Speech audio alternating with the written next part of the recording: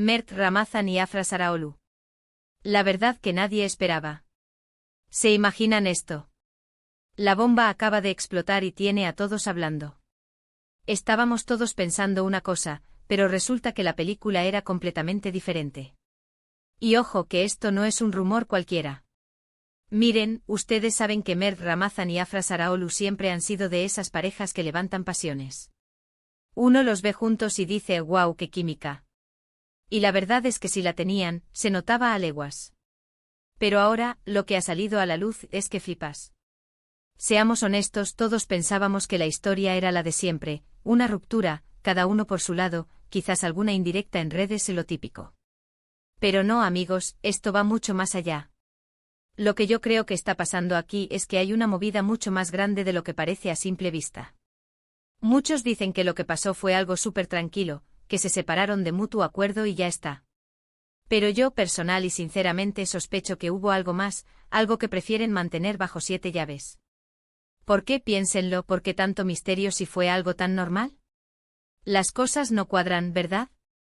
Imagínense la escena, tú crees que lo tienes todo controlado, que ya superaste una etapa, y de repente ¡zas! Te encuentras con una realidad que te cambia todo el panorama. Eso es justo lo que parece que les ha pasado a Mert y Afra, o al menos a uno de ellos, o a ambos de una forma que no entendemos. ¿Y cómo sabemos esto? Pues porque aunque intenten taparlo siempre se escapa algo. Siempre hay alguien que ve algo, que oye algo, o simplemente la forma en que se maneja la situación te grita que hay un salseo de proporciones bíblicas detrás. No es una simple separación, esto huele a mucho más. Para ser sinceros, yo estoy esperando con las uñas la próxima jugada de este par. Porque si esto es lo que salió a la luz, prepárense para lo que viene. Esto va a ser más interesante que cualquier telenovela.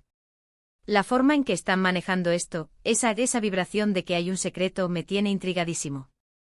Y esto no es para tirar leña al fuego, ojo.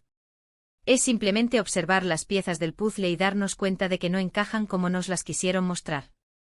Hay una historia paralela, una versión que todavía no conocemos, pero que se está cocinando a fuego lento.